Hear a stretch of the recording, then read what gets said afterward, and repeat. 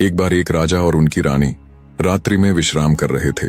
तभी उनको रात के सन्नाटे में किसी जानवर के गुर्राने की आवाज सुनाई देती है। आवाज सुन राजा ने रानी से कहा, रानी, जंगल में शेर गुर्रा रहा है। रानी बोली, नहीं महाराज, वो शेर की नहीं बल्कि शेरनी की आवाज थी। राजा ने फिर से बड़े दृढ़ विश्वास के साथ रानी से कहा, नहीं रानी, वो गुर्राने की आवाज शेर की ही थी। रानी फिर बोल पड़ी, नहीं महाराज, वो दहाड़ शेर की नहीं बल्कि एक शेरनी की ही थी। राजा ने 3 बार उसे शेर बताया और रानी ने तीनों बार शेरनी ही कहा। दोनों अपनी अपनी बात पर अटल थे। राजा को उसकी बात बार बार मोड़े जाने पर बहुत क्रोध आया। अपने अहम को यूं झुकते देख उसने रानी के सामने एक शर्त रखी, मैं सिपाहियों को जंगल भेजकर अभी पता करवा लूंगा कि वो गुर्राने की आवाज शेर की थी या फिर शेरनी की। जिसकी बात झूठ निकली उसे इसी क्षण सदा के लिए राजमहल छोड़कर जाऊंगा। राजा ने सिपाहियों को पता करने के लिए जंगल भेज दिया। रानी जानती थी कि वो आवाज शेरनी की ही थी। उसने विचार किया, जब सिपाही आकर राजा को सच्चाई बताएंगे तो इन्हें राजमहल छोड़कर जाना पड़ेगा। इनके बिना राज्य कैसे चलेगा? इससे अच्छा तो मैं ही राजमहल छोड़कर चली जाऊंगी। इसी में राजा और प्रजा दोनों की भलाई है। इस सोच के साथ रानी पहले ही महल के प्रवेश द्वार पर जाकर खड़ी हो गई। जब सिपाही जंगल से वापस आए तो रानी के पूछने पर उन्होंने बताया कि महारानी जी, वो आवाज शेरनी की ही थी। तब रानी ने सिपाहियों को सख्त निर्देश दिए कि उन्हें राजा के आगे सच्चाई को छिपाते हुए उनके सामने यही कहना है कि उन्होंने एक शेर को ही देखा था। इतना कहकर रानी शयन कक्ष में लौट आई। थोड़ी देर में रानी के पीछे पीछे सिपाही भी आ गए। राजा बोला, बताओ सिपाहियों, बताओ सिपाहियों, जंगल में तुमने किस जानवर को देखा? तब सिपाही रानी के कहे अनुसार शेर ही बताते हैं। राजा ने तुरंत रानी को राजमहल छोड़ने का आदेश दिया। रानी बोली, महाराज, मैं 7 माह की गर्भवती हूँ। आधी रात को भला कहाँ जाऊंगी? सुबह होने पर मैं खुद सदा के लिए राजमहल छोड़कर चली जाऊंगी। किंतु राजा के हृदय पर कोई असर नहीं हुआ। वे कठोर स्वर में बोले, रानी, शर्त के अनुसार तुम्हारी पराजय हुई है। तुम्हें अभी और इसी क्षण यह महल छोड़कर जाना होगा। उस समय वचनों का पालन किया जाता था। अंततः राजा के कहते ही रानी उसी क्षण राजमहल छोड़कर चल पड़ी। चलते हुए उसने अपने साथ बस एक बुना हुआ कोट लिया, जिसे वो अपनी होने वाली संतान के लिए कई दिनों से बुन रही थी। आधी रात को रानी राजमहल छोड़कर निकल तो आई, पर अब घने जंगल में उसे तरह तरह के जंगली जानवरों की आवाजें आ रही थीं।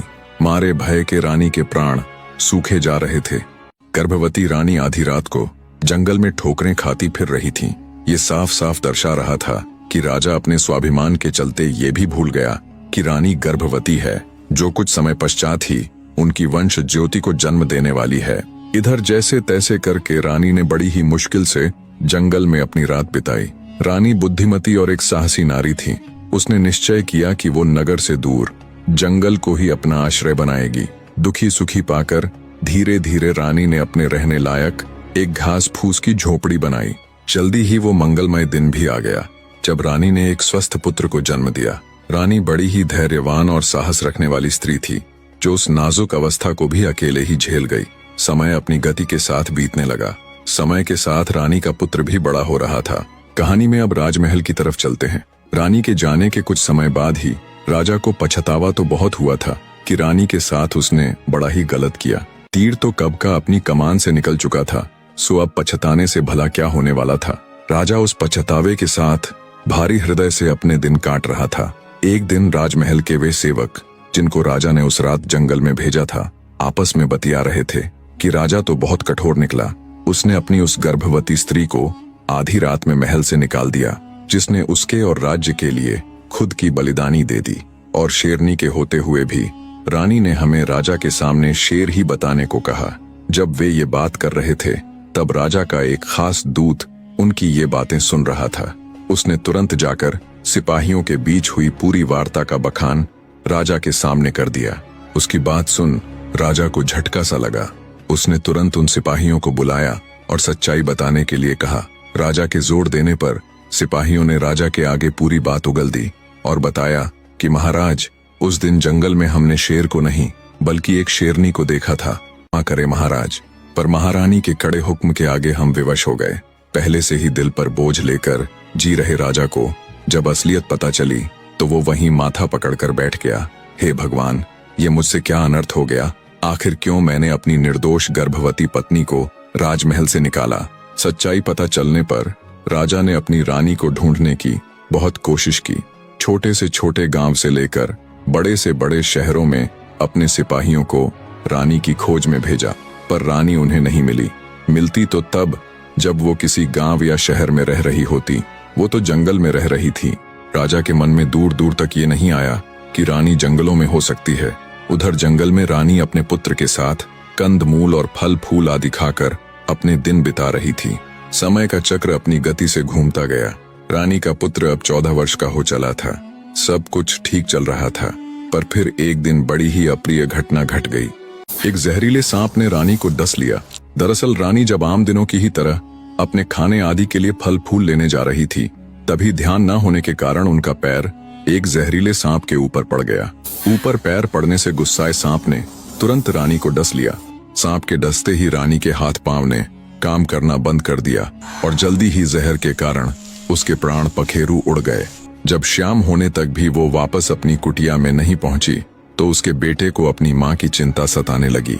अंततः 14 साल का वो बालक अपनी माता को ढूंढने के लिए जंगल में निकल पड़ता है। कुछ दूर चला तो देखा उसकी मां बीच रास्ते अचेत अवस्था में पड़ी हुई है। नजदीक जाकर जब उसने रानी के नीले पड़ चुके शरीर को देखा तो उसे समझते देर न लगी कि अब उसकी मां इस दुनिया में नहीं रही। उस बेचारे का तो जैसे पूरा संसार ही उजड़ गया था। उसके लिए तो माँ बाप, भाई बहन, दोस्त, रिश्तेदार सब उसकी माता जी ही थी। वह लड़खड़ाते कदमों से बाहर आया। जैसे ही उसकी नजर सामने पड़ी, उसकी आंखें फटी की फटी रह गईं। उसका जबड़ा खुला का खुला रह गया। सामने जहां कल तक एक टूटी झोपड़ी और बंजर जमीन थी, वहां अब स्वर्ग से भी सुंदर एक महल खड़ा था। वह महल शुद्ध सोने का बना था, जिसकी दीवारों पर जड़े रत्न सुबह की धूप में इंद्रधनुष बिखेर रहे थे। राजा तो जैसे पागल हो गए। यह नहीं हो सकता। मैं सपना देख रहा हूँ। ये मेरी आंखों का धोखा है। कोई रातों रात ऐसा महल कैसे बना सकता है? मेरे अहंकार ने मुझे किस जाल में फंसा दिया? उसने हताशा में अपनी पत्नी से पूछा, महारानी, क्या तुम भी वही देख रही हो जो मैं देख रहा हूँ? क्या यह माया जाल है? रानी ने सन्ना आवाज में उत्तर दिया, नहीं राजन, यह माया नहीं, कटु सत्य है। ये असली महल है। उस नाग ने आपकी असंभव शर्त पूरी कर दी है। सत्य को स्वीकारते ही राजा के पैरों से जान निकल गई। वह वहीं जमीन पर धड़ाम से बैठ गया। राजा जोर जोर से विलाप करने लगा।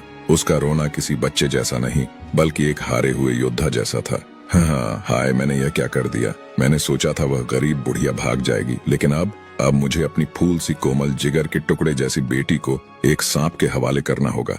रानी भी उसके पास बैठ गई और रोने लगी। महल का वातावरण शोक में डूब गया। मेरी बेटी, मेरी लाडली, एक जानवर के साथ रहेगी, वह कैसे जिएगी? लेकिन राजा जानता था कि रघुकुल की रीति और एक राजा का वचन क्या मायने रखता है। उसने आंसू भरी आंखों से महल की ओर देखा और भारी मन से कहा, रोने से अब कुछ नहीं होगा महारानी। क्षत्रिय का वचन पत्थर की लकीर होता है। शर्त मैंने रखी थी और उसने पूरी की। अब हमें विदाई की तैयारी करनी होगी। हवा में शहनाई की गूंज की जगह मातम का सन्नाटा था, क्योंकि एक पिता अपनी बेटी को मौत के नहीं मगर एक रहस्यमयी भय के हवाले करने जा रहा था। उधर नागपुत्र, जो अब अपनी दिव्य शक्तियों से सुसज्जित था, विवाह के लिए तैयार हुआ। बारात निकली। आगे आगे 1000 हाथी अपनी सूंड उठाकर एक साथ चिंगाड़ रहे थे और 400 अरबी घोड़ों की टापों की आवाज धरती के सीने पर नगाड़े की तरह बज रही थी। स्वर्ण आभूषणों से लदे नागराज एक भव्य बंद पालकी में विराजमान थे। बारात जब राजा के महल पहुंची तो नगरवासी अपने घरों में दुबक गए। ये खुशी का नहीं, भय और विस्मय का उत्सव था। मंडप में राजकुमारी सुमित्रा को लाया गया। वह दुल्हन के लाल जोड़े में सजी थी, लेकिन उसका चेहरा घूंघट की आड़ में छिपा था। उसकी आंखों से बहते आंसू उसके गालों पर लगी हल्दी को धो रहे थे। हे विधाता, ये कैसा अन्याय है? मेरे पिता ने वचन के लिए मेरी बलि दे दी। मैंने सुना है मेरा पति एक नाग है। बिना दूल्हे का चेहरा देखे कांपते हाथों से वरमाला डाली गई। मंत्रोच्चार हुए और राजा ने पत्थर दिल करके अपनी इकलौती बेटी का हाथ उस अदृश्य दूल्हे को सौंप दिया। विदाई के समय राजा और रानी के गले से आवाज नहीं निकल रही थी, केवल सिसकियां गूंज रही थीं। राजकुमारी अब अपने नए घर, उस जादुई स्वर्ण महल के विशाल शयन कक्ष में बैठी थी।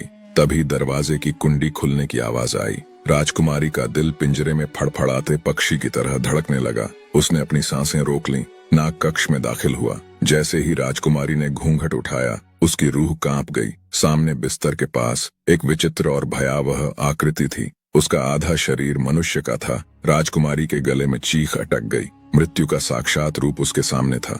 नहीं नहीं, वह पागलों की तरह चिल्लाई, दूर रहो मुझसे, हे ईश्वर मुझे बचाओ। भय से बदहवास होकर वह बिस्तर से कूदी और नंगे पैर ही संगमरमर के ठंडे फर्श पर दौड़ती हुई दरवाजे की ओर भागी। वह बस इस नरक से निकल जाना चाहती थी। वह अभी दरवाजे तक पहुंची ही थी कि पीछे से एक गंभीर लेकिन कोमल आवाज आई, रुको प्रिय। एक तेज सफेद रोशनी ने पूरे कमरे को भर दिया, जैसे कमरे के भीतर हजारों सूर्य एक साथ उग आए हों। राजकुमारी ने अपनी आंखों पर हाथ रख लिया। जब रोशनी धीरे धीरे मध्यम हुई तो उसने अपनी उंगलियों के बीच से झांका। उसका मुंह आश्चर्य से खुला रह गया। जहां एक पल पहले वह डरावना नाग था, वहां अब एक अत्यंत आकर्षक गंधर्व जैसा सुंदर युवक खड़ा था। उसका रंग तपे हुए सोने जैसा था। वह कामदेव का साक्षात अवतार लग रहा था। राजकुमारी ठिठक गई। उसका डर विस्मय और आकर्षण में बदल गया। राजकुमारी ने कहा, तो तुम कौन हो? युवक ने एक मनमोहक मुस्कान के साथ कदम बढ़ाया और कहा, डरो मत, मैं ही तुम्हारा पति हूँ। मैं एक इच्छाधारी नाग हूँ जिसे मनुष्य रूप धारण करने का वरदान प्राप्त है। राजकुमारी को अपनी आंखों पर विश्वास नहीं हो रहा था। युवक ने राजकुमारी को बिस्तर पर बिठाया और कहा, सुंदरी, मेरा यह मानवीय रूप ही मेरा सत्य है, लेकिन यह मेरा सबसे बड़ा रहस्य भी है। तुम्हें एक वचन देना होगा। राजकुमारी ने मंत्रमुग्ध होकर पूछा, कैसा वचन स्वामी? अभी तुमने जो देखा, ये घटना इस कमरे की चार दीवारी से बाहर नहीं जानी चाहिए। दिन में मैं एक सर्प हूँ और रात में एक मनुष्य। ये बात किसी को भी, यहाँ तक कि तुम्हारे माता पिता को भी पता नहीं चलनी चाहिए। राजकुमारी ने जिज्ञासावश पूछा, किंतु क्यों? क्योंकि मुझे एक श्राप मिला है। जिस दिन भी मेरी पत्नी ने मेरी असलियत किसी तीसरे व्यक्ति को बता दी, उसी क्षण मुझे किसी अज्ञात लोक में कैद कर दिया जाएगा। मैं हवा में धुएं की तरह विलीन हो जाऊंगा और फिर मैं इस संसार से हमेशा के लिए गायब हो जाऊंगा। यह सुनकर राजकुमारी का दिल बैठ गया। नहीं, ऐसा कभी नहीं होगा। मैं अपनी जुबान काट सकती हूँ, लेकिन आपका रहस्य कभी मेरे होठों से बाहर नहीं आएगा। आप मेरे पति हैं, मेरा सौभाग्य है। फिर राजकुमारी ने बड़े प्यार से पूछा, लेकिन स्वामी, मैं आपको किस नाम से पुकारूं? दुनिया के लिए आप नाग हैं, पर मेरे लिए? युवक मुस्कुराया, मेरा नाम वासुकी है। एकांत में तुम मुझे इसी नाम से बुलाना।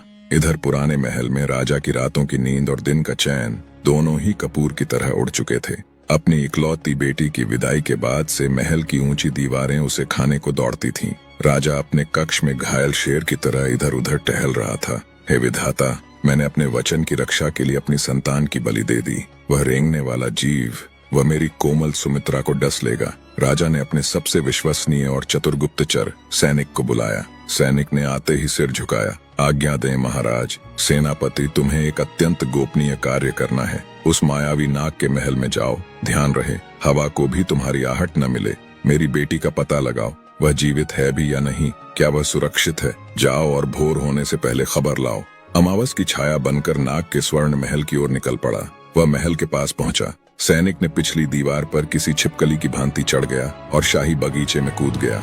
सैनिक एक घने अशोक के पेड़ के पीछे छिप गया और झरोखे से अंदर झांका। जो उसने देखा, उस पर उसे अपनी आंखों पर विश्वास नहीं हुआ। राजकुमारी सुमित्रा एक सुंदर झूला झूल रही थी। उसके चेहरे पर भय की एक लकीर भी नहीं थी। सैनिक सोच में पड़ गया, ये क्या माया है? महाराज तो सोच रहे थे कि राजकुमारी काल कोठरी में होगी, मगर यहाँ तो यह स्वर्ग की अप्सरा की तरह आनंदित है। सैनिक ने आश्वस्त होने के लिए कुछ देर और प्रतीक्षा की। जब उसने देखा कि राजकुमारी आराम से फल खा रही है, तो वह समझ गया कि प्राणों का कोई संकट नहीं है। वह उसी रास्ते चुपचाप वापस लौट गया। अगली सुबह राजा और रानी अपने सिंहासन पर प्राणहीन मूर्तियों की तरह बैठे समाचार की प्रतीक्षा कर रहे थे। तभी सैनिक ने प्रवेश किया। राजा ने कहा, जल्दी बोलो सैनिक, मेरी बेटी किस हाल में है? क्या वह जीवित है? सैनिक ने कहा, महाराज, आप अपना मन छोटा न करें। जो मैंने देखा वह अद्भुत है। राजकुमारी सुमित्रा वहां बिल्कुल सुरक्षित है। सुरक्षित? क्या मतलब? क्या वह रो नहीं रही थी? क्या वह डरी हुई नहीं थी? सैनिक ने उत्तर दिया, जी नहीं महाराज। इसके विपरीत राजकुमारी के चेहरे पर पूर्णिमा के चांद जैसी चमक थी। वह प्रसन्न चित्त थी और किसी रानी की तरह ऐश्वर्य में रह रही है। ये सुनते ही रानी के मुख से एक गहरी सांस निकली, जैसे छाती पर रखा पत्थर हट गया हो।